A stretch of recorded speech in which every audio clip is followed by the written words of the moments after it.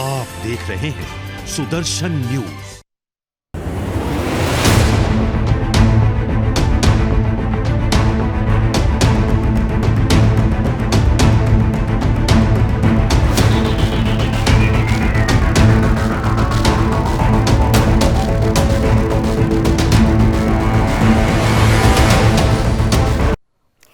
नमस्कार, आपके साथ मैं लावनी विनीत हूं और बहुत विशेष प्रस्तुति के साथ आज आपके बीच उपस्थित हूं। ये चर्चा हर बार होती है कि गोडसे ने गांधी को क्यों मारा, आखिर वो कौन सी वजह थी। वजहों को लेकर बहुत सारे प्रश्नोत्तर आते रहते हैं, बहुत सारे ऐसी परिस्थितियों को सामने लाने की कोशिश की जाती है जिसमें कहीं ना कहीं से ये कहा जाता है कि जो ये हत्या की गई है वो एक वैचारिक मतभेद के आधार पर की गई। लेकिन इसके पीछे कुछ ऐसे तथ्य हैं, कुछ ऐसे रहस्य हैं जिन पर प्रश्न तो उठते रहे, जवाब भी आते रहे, लेकिन जवाब को आधार देने के लिए आईने पर जमी हुई धूल को हटाने की कोशिश नहीं की गई। क्योंकि सत्ता दल सत्ता, हमने देखा कि जिस किसी ने भी इस धूल को हटाने की कोशिश की है, कहीं ना कहीं से एक राजनीतिक सोच कहीं ना कहीं से रोड़ा बन जाती है और ऐसी परिस्थिति में वो सच सामने नहीं आ पाता है जिसकी चर्चा दबी जुबान में होती है, पर्दे के पीछे होती है। लेकिन पर्दे के पीछे नहीं, अब पर्दे के आगे हो रही है इसकी चर्चा। दरअसल हम बात करने वाले हैं एक ऐसी हॉलीवुड फिल्म की जिसमें स्पष्ट रूप से ये दिखाने की, ये बताने की एक बड़ी कोशिश की गई है कि दरअसल गोडसे ने गांधी का वध किया तो इसके पीछे केवल गोडसे जिम्मेदार नहीं बल्कि पूरा का पूरा इकोसिस्टम इसके लिए आधार तैयार कर रहा था। आज ये महत्वपूर्ण कड़ी आपके बीच लेकर आ रहे हैं क्योंकि हमारे साथ इस वक्त जानी मानी Hollywood film the Gandhi's murder के वो अभिनेता जिन्होंने खुद नाथूराम गोडसे का किरदार निभाया हमारे साथ जुड़ रहे हैं तमाम परिस्थितियों पर अपनी मन की बात साझा करने के लिए। बिना समय गवाए स्वागत करती हूं जाने माने अभिनेता विकास श्रीवास्तव जी का। विकास जी, बहुत बहुत स्वागत और बहुत बहुत धन्यवाद कि आपने हमारे लिए समय निकाला। सबसे महत्वपूर्ण, क्योंकि जैसे आपने मेरी ओपनिंग में भी सुना कि गोडसे ने गांधी का वध किया, बहुत सारी फिल्में बनी, एक वैचारिक मतभेद था, ऐसी परिस्थितियों को सामने लाने की कोशिश की गई, लेकिन अब भी कुछ ऐसे रहस्य, कुछ ऐसे तथ्य जो पर्दे के पीछे थे उन पर चर्चा नहीं हो रही थी। और आपकी फिल्म दरअसल उन्हीं छुपे हुए रहस्यों का रहस्योद्घाटन कर रही है, उस आईने से जमी हुई धूल को हटाने की कोशिश कर रही है। बहुत बड़ा चैलेंज था आप लोगों के लिए। सबसे पहले तो क्योंकि दर्शक ये जानना चाहेंगे कि थीम कहां से आपके सामने आई और कितने चैलेंजेस थे आपके सामने। देखिए, बेसिकली ये एक हॉलीवुड फिल्म है और अवतार का villain Stephen Lang, he is playing main character police officer DIG Raina, जिसके पॉइंट ऑफ व्यू से ये पूरी फिल्म है। और बेसिकली हमारे प्रोड्यूसर्स को थ्रेट मिली थी कि आप ये फिल्म इंडिया में शूट नहीं कर सकते, तो इसलिए हमने श्रीलंका में इस फिल्म को शूट किया और वहां पे पूरा इंडिया क्रिएट किया हमने। और सबसे चैलेंजिंग बात यह है कि ये फिल्म ZEE5 पे रिलीज हो चुकी है लास्ट 2 अक्टूबर को और ये फिल्म फ्री है, तो कोई भी देख सकता है। और इस फिल्म को हॉलीवुड में 2 साल पहले रिलीज किया गया था 46 कंट्रीज में। तो बेसिकली इस फिल्म का जो मुद्दा ये है कि हम सबको पता है कि गोडसे ने गांधी को मारा था। क्यों मारा था ये भी पता है, क्योंकि हिंदुओं का कत्ल हो रहा था, हिंदू लोग मारे जा रहे थे, खासकर पाकिस्तान में। तो गांधी को मारने के पीछे गोडसे का ये इंटेंशन था।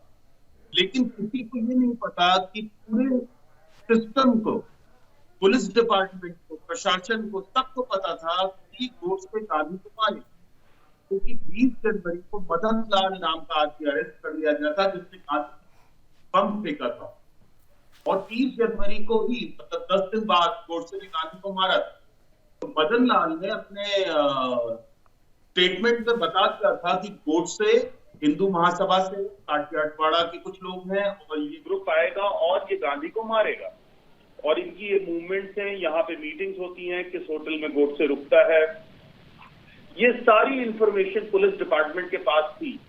तो ऑब्वियसली होम मिनिस्ट्री के पास थी, और होम मिनिस्ट्री के पास थी तो प्राइम मिनिस्टर को पता ही होना चाहिए था, क्योंकि अगर आज की डेट में राष्ट्रपति पे फॉर एग्जाम्पल, एक उदाहरण के लिए कोई अटैक होता है तो क्या माननीय नरेंद्र मोदी जी को पता नहीं होगा कि ये अटैक किसने करवाया है, और अगर इस अटैक जिसने करवाया है उसने क्या स्टेटमेंट दिया है, और अगर वो बता रहा है कि ये लोग फला जगह से फला जगह आने वाले हैं दिल्ली और ये मारेंगे गांधी को, तो उन लोगों को रोका क्यों नहीं गया?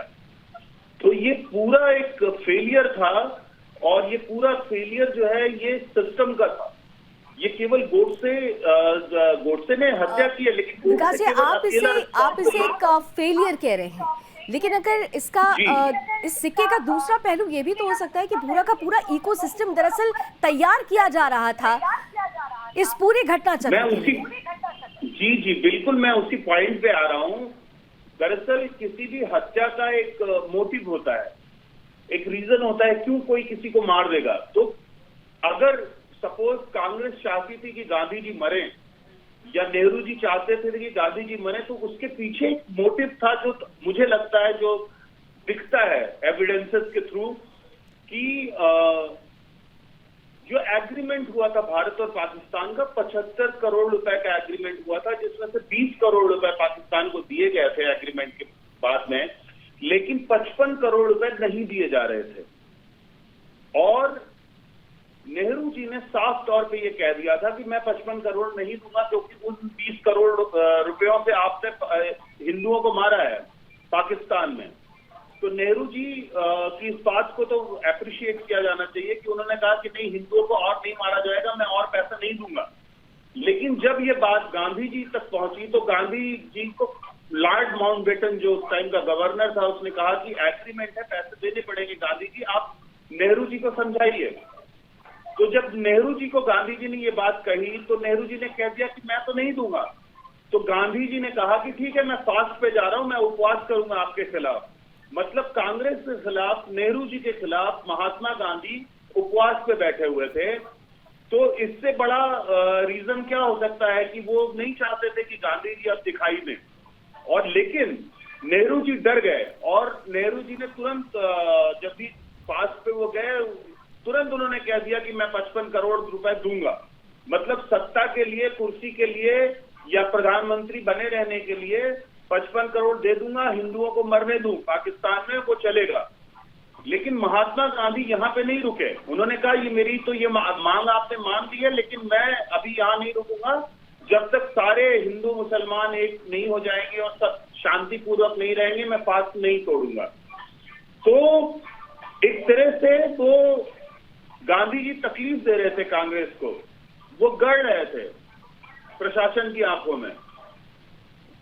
तो इसलिए इधर दूसरे साइड में मदन लाल पकड़ लिया गया था, तो एक मौका मिल गया, तो मौके पे चौका लग गया। मतलब गांधी जी की हत्या से कांग्रेस को फायदा हुआ, नेहरू जी को फायदा हुआ। बहुत सारे हिस्टोरियंस इस पर पहले भी बात कर चुके हैं, बहुत सारे तथ्यों को सामने रखने की कोशिश भी की गई। लेकिन जिस तरीके से, जैसा कि मैंने अपनी ओपनिंग में भी कहा कि बहुत सारे ऐसी रुकावटें, खासतौर से राजनीतिक मजबूरियां जिसे सत्ता लोलुपता से जोड़ा जा सकता है, वो एक महत्वपूर्ण कारण बन रही है जो रहस्य से पर्दा नहीं उठ पा रहा। हालांकि आपकी मूवी में अब इस रहस्य से पर्दा उठ रहा है, और मुझे लगता है कि अभी तक भारतीय सिनेमा इतिहास में जितनी भी गांधी मर्डर पे मूवी बनी है, उसमें ये तो जरूर बात की गई है कि हत्या हुई, हत्या किसने की, लेकिन औपचारिक रूप से, खास तौर से जो इकोसिस्टम तैयार हो रहा था, इस पर किसी ने चर्चा करने की कोशिश नहीं की, और आपकी फिल्म उस हिम्मत को दिखाती है।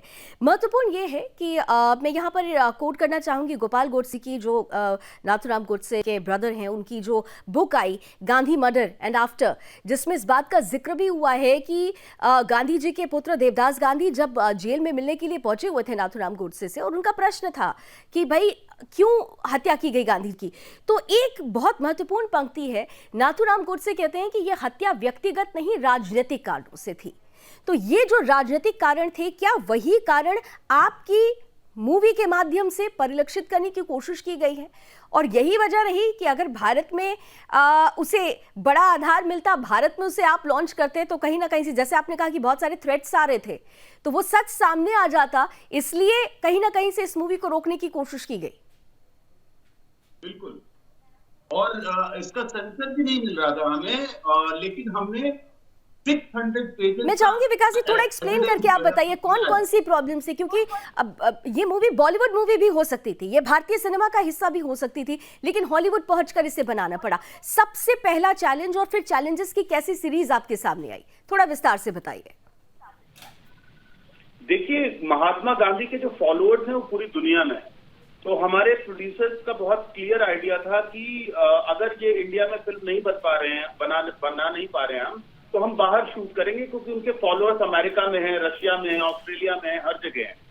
और सबसे बड़ा चैलेंज ये था कि सेंसर बोर्ड ने हमें बिल्कुल रिजेक्ट कर दिया था और उन्होंने कहा था कि आप इस फिल्म को बोलिए कि एक काल्पनिक फिल्म है, एक फिक्शनल फिल्म है, और वो बोर्ड लगाइए। लेकिन हमने कहा कि नहीं, हमें सेंसर चाहिए कि ये रियल फिल्म है, ये जो एग्जैक्टली घटनाएं हुई हैं उनको ही हमने पिक्चराइज किया है, जिसमें कोई काल्पनिक शब्द भी नहीं है, एक डायलॉग भी ऐसा नहीं है जो काल्पनिक हो।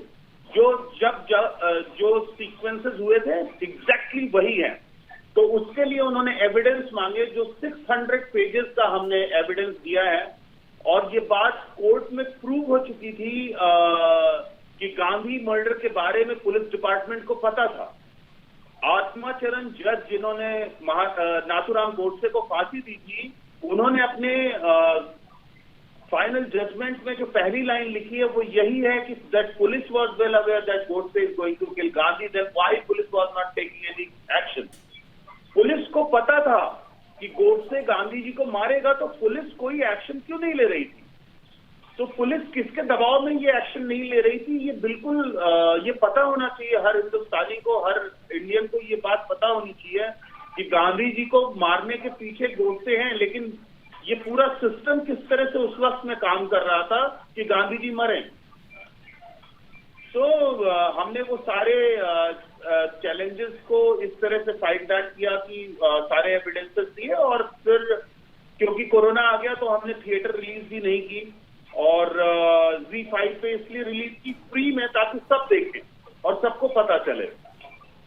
जी, आपने कहा कि बाकायदा रिपोर्ट्स पर आधारित ये एक फिक्शन फिल्म नहीं है, बल्कि इसे एक डॉक्यूमेंट्री फिल्म, एक ओरिजिनल फिल्म कहा जाना चाहिए। लेकिन जो थ्रेट्स आप लोगों को मिल रहे थे, उस थ्रेट के बाद क्या ऐसा विचार आया कि आने वाले वक्त में अगर भारत में इस तरीके की मूवी को आप दोबारा रीलॉन्च करना चाहें, क्योंकि अब तो आप देखिए एक साल में 2-2 बार मूवीज़ रिलीज़ हो जा रही हैं, द कश्मीर फाइल्स के साथ जैसे आपने देखा कि ऐसे ही हुआ, तो वो मूवीज़ जो सत्य को उजागर कर रही हों, क्योंकि बहुत सारे इंटरव्यूज़ मैंने आपके देखे और उसमें आपसे पूछा गया कि आपने नेगेटिव रोल किया, लेकिन आप यकीन मानिए कि जब आपके इंटरव्यू के लिए हमने अपने दर्शकों से राय मांगी, तो उन्होंने बहुत सारे सनातनी दर्शक उन्होंने कहा कि आप विकास जी को नेगेटिव नहीं, बल्कि आप बोलिए कि आप तो फिल्म के असली हीरो हैं। पॉजिटिव उन्होंने उस चीज को एक्सेप्टेंस दी है। तो ये जो सच है, एक थ्रेट मिलता है और सच दिखाने की जो हिम्मत है, क्या अब भी आपकी टीम में बरकरार है? क्या आप भारत में उसे रीलॉन्च करने का कोई प्लान कर रहे हैं? और थ्रेट कैसे आए थे आपको? नहीं, बेसिकली हमारे प्रोड्यूसर डायरेक्टर्स को बोला गया था कि आप ये फिल्म बनाएंगे तो आप बादी हो जाओगे। तो ये सारे इंटरव्यूज उनके रिकॉर्डेड आपको नेट पे मिल जाएंगे, उन्होंने बहुत सारे चैनल्स को दिए थे। तो बेसिकली मैं तो एक्टर हूं, लेकिन मैं डरता नहीं हूं, क्योंकि मैं हिंदुस्तानी भी हूं, इंडियन भी हूं। और एक पक्ष तो है कि हाँ, गोडसे साहब ने मारा था गांधी जी को, और हत्या जो है वो जघन्य अपराध है, लेकिन दूसरा सच ये है कि गांधी जी को मारने के पीछे गोडसे का जो मकसद था, वो गोडसे ने अपनी जान की कुर्बानी खुद भी दी थी, खुद भी फांसी के फंदे पे चढ़ा था, क्योंकि वो सारे हिंदुओं को बचाना चाहता था। अगर वो 55 करोड़ रुपए पाकिस्तान को जाते तो और हिंदू मारे जाते, और लोग मारे जाते। तो गोडसे इसलिए भी एक हीरोइक फिगर था, क्योंकि वो खुद के लिए ये सब कुछ नहीं कर रहा था, खुद के लालच के लिए सब कुछ नहीं कर रहा था। और दूसरी बात ये भी है कि महात्मा गांधी को भी पता था कि ये जो पूरा प्रशासन है, नेहरू जी हैं, ये जो सिस्टम है, ये मुझे मार देगा। उन्होंने लास्ट मीटिंग में प्रार्थना सभा में 30 जनवरी को सरदार पटेल को बोला था ये बात। वो ऐसे बोला था क्योंकि कुछ लोग काठियावाड़ से मिलने आए थे, तो पटेल साहब ने बोला कि कुछ लोग आपसे मिलना चाहते हैं। तो महात्मा गांधी ने बोला कि मैं उनसे प्रार्थना सभा के बाद मिलूंगा, अगर मैं जीवित रहूंगा तो। ये महात्मा गांधी के वर्ड्स थे। और वो जो काठियावाड़ से लोग आए थे वही गोडसे के भी दोस्त थे जो उस अटैक में शामिल थे जी। और महात्मा गांधी ने 10 दिन पहले अपनी नींव को बोला था कि अगर मैं मारा जाऊं और मेरे मुंह से राम निकले मरने के बाद, किसी की गोली से अगर मैं मारा जाऊं तो मुझे महात्मा बोलना। मतलब इतना करेक्ट इंट्यूशन था उनको, और उससे पहले महात्मा कभी उनको बोला ही नहीं गया है हिस्ट्री में। तो उनके मरने के बाद ही महात्मा बोला गया। देखिए, अब तो थ्योरी इस पर भी बहुत सारी है। खैर, महात्मा पे थ्योरी बहुत सारी है और इस पर भी बहुत सारी चर्चाएं होती हैं। कुछ सहमत होते हैं, कुछ असहमत होते हैं।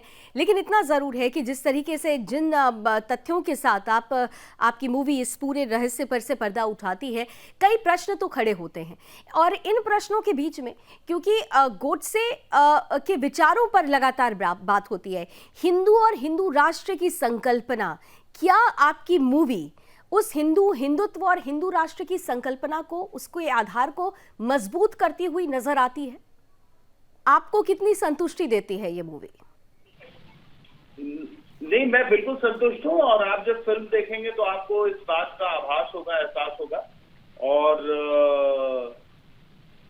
देखिए, मैं क्योंकि अभिनेता हूं तो मैं कोई एक एग्जैक्ट राय नहीं दे सकता हूं। ये दर्शकों को डिसाइड करना पड़ेगा। तो एक बार फिल्म देखिए तो आपको एग्जैक्टली पता लगेगा। तो दर्शक फिल्म जरूर देखेंगे, क्योंकि अब जब आप सुदर्शन के मंच पर हैं और सनातनी दर्शकों के बीच है, तो आप समझ सकते हैं कि उनके मन में क्या चल रहा होगा। वो इन सब के बीच कुछ चैलेंजेस की, मैं आपके एक व्यक्तित्व की अगर बात करना चाहूँ, मूवी में ही जब आपके सामने ये मूवी का ऑफर आया, तो आपने किस तरीके से इस मूवी को लिया? अपने आप को नाथूराम गोडसे के किरदार में उतारने के लिए कितना तैयार किया, कितनी प्रिपरेशन, कितने चैलेंजेस? और ख़ास तौर से क्योंकि ये हॉलीवुड की मूवी थी और if I am not wrong, आप बिहार में आपका जन्म हुआ, लेकिन उत्तर प्रदेश में आपका पूरा पालन पोषण हुआ है। और वो जो एक ठेठ अंदाज होता है एक बिहार और उत्तर प्रदेश के लड़के का, वो बिल्कुल उलट हॉलीवुड में जाकर, और वो भी नाथूराम गोडसे का किरदार निभाना, कितनी तैयारी आपने कितना तैयार किया आपने अपने आप को इसके लिए? देखिए, काफी हमने करीब 6 महीने 1 साल मैंने प्रिपरेशन में लगाया, और सारी जो भी बुक्स अवेलेबल थी वो सारी बुक्स पढ़ी। और क्योंकि मैं काफी सारी हिंदी फिल्में कर चुका हूँ और मुंबई में रहता हूँ और मराठी बैकग्राउंड से भी काफी वाकिफ हूँ, तो उसके बारे में काफी कुछ स्टडी की। और पूरी जर्नी एक आम पत्रकार की, मतलब कलम छोड़कर बंदूक उठाने तक की जो यात्रा है, उस पे एक पूरी रिसर्च करके और साइकोलॉजिकली मेंटली प्रिपेयर किया उस कैरेक्टर को करने के लिए। तो वो तो मेरा काम है खैर। और क्योंकि मैं इससे पहले धूम 3 में विलन था और स्पेशल 26 में पुलिस ऑफिसर था, गब्बर इज बैक और डर्टी पिक्चर, काफी सारी फिल्में हैं। और मेरी साउथ की फिल्म है विक्रम, जो बहुत बड़े स्टार हैं तमिल के, वो हीरो हैं और मैं मेन विलन हूँ। उस फिल्म का नाम कदारम कोंडन है और उसको प्रोड्यूस किया था कमल हसन ने। तो इस तरह का बैकग्राउंड मेरा रहा है, थिएटर का बैकग्राउंड रहा है। तो काफी चैलेंजिंग भी था और काफी मेहनत भी की प्रिपरेशन में। और उस साइकोलॉजी को समझ के, मतलब मेरे लिए गोडसे विलन नहीं था, मेरे लिए गोडसे एक आम आदमी था जो अपने जज्बातों में आके जिसने एक क्राइम किया था। तो इस तरह के लिए, मतलब एक जो टिपिकल विलन आप देखते हैं फिल्मों में, नाथूराम गोडसे मेरे लिए वो विलन नहीं था, एक आम आदमी था, एक आम पत्रकार था जो हिंदुओं की हक के लिए लड़ना चाहता था, हिंदुओं के लिए जीना चाहता था, हिंदुओं के लिए मरना चाहता था जी। और एक तरह से वो देशभक्त था। विकास जी, इस मूवी के लिए, क्योंकि आपने बहुत सारे कमर्शियल मूवीज की हैं, आपने जिक्र भी किया, वो चाहे तलाश हो, धूम हो, स्पेशल 26 हो, ऐसे बहुत लंबी चौड़ी फहरिस्त है आपकी कमर्शियल मूवीज की, हम लगातार ग्राफिक्स के जरिए उसे दिखा भी रहे। लेकिन इस मूवी और उन तमाम मूवीज को करने में एक बड़ा अंतर था। जैसा भी आपने कहा कि एक देशभक्ति की फीलिंग आपके अंदर उस वक्त आ चुकी थी। कितना परिवर्तन आपके व्यक्तिगत जीवन में आया द गांधीज मर्डर को करने के बाद? अब व्यक्तिगत रूप से मैं और ज्यादा अलर्ट हुआ हूँ अपने देश के लिए, और मुझ में और एहसास आए हैं और जज्बात आए हैं अपने हिंदुत्व के लिए। तो ये सारे चेंजेस मैं कह सकता हूँ कि शायद पर्सनली आए हैं। हिंदुत्व और राष्ट्र के लिए बहुत बड़ा चेंजेस आया है। और जब आप दूसरे देश में इस मूवी को शूट कर रहे थे, आप लोग श्रीलंका में आप लोगों ने शूटिंग की, मुद्दा भारत से जुड़ा हुआ था, शूटिंग श्रीलंका में चल रही थी, वहाँ लोग मिलते थे, आप लोगों से कुछ बात होती थी, आपसे बात होती थी, और ख़ास तौर से गांधी वध को लेकर, क्योंकि केवल देश में चर्चा नहीं होती, दुनिया भर में इस बात की चर्चा होती रहती है। दुनिया भर में गोडसे को लेकर सहमति और असहमति दर्ज करने वाले 2 धड़े बटे हुए हैं। तो क्या विदेशी सरजमी पर भी कोई प्रश्न आपसे पूछा जाता हो, लोग आपसे मिलने आते हो, ऐसा कोई एक्सपीरियंस? ऐसा एग्जैक्टली तो मुझे याद नहीं है, क्योंकि काफी वक्त गुजर चुका है फिल्म को शूट करके। बट श्रीलंका वाले भी वेल अवेयर थे कि ऐसी एक फिल्म बन रही है, और ये सच जो है वो इंडिया को पता लगेगा और दुनिया को पता लगेगा इस फिल्म को आने के बाद। जी, तो दुनिया के सामने मूवी आ चुकी है और ये मूवी देखनी ही चाहिए। विकास जी बार बार इस बात की अपील भी कर रहे हैं, लेकिन एक आखिरी प्रश्न, क्योंकि आप बार बार कह रहे हैं कि ये असल हिंदुत्व और हिंदुत्व की भावना, हिंदू राष्ट्र की संकल्पना को परिलक्षित करती हुई एक फिल्म है, तो ऐसे में देशवासी इन दिनों हिंदू राष्ट्र की संकल्पना पर बड़ी चर्चा कर रहे हैं, हिंदू राष्ट्र की शपथ को लेकर बड़ी चर्चाएं हो रही है। कोई संदेश देना चाहेंगे आप देशवासियों को? संदेश तो यही है कि हम सब हिंदू हैं और सारे हिंदुस्तानी हिंदू हैं, वो चाहे किसी भी धर्म को मानते हो। तो ये मेरी बात है। आप हिंदुस्तान में पैदा हुआ, आप हिंदू हैं। बड़ी बात कही आपने, हिंदुस्तान में पैदा हुए हैं तो हिंदू हैं।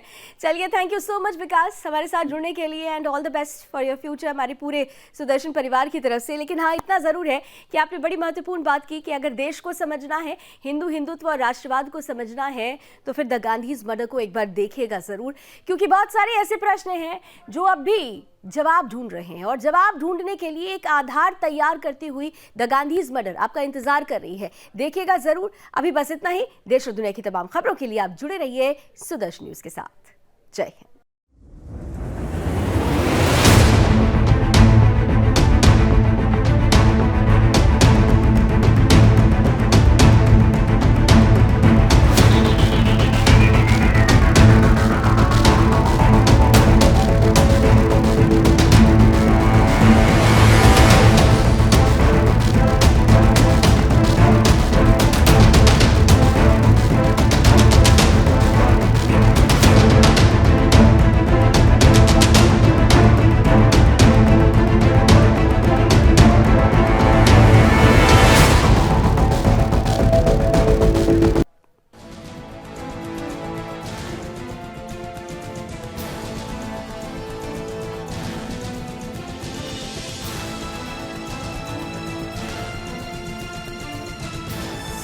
आप देख रहे हैं सुदर्शन न्यूज।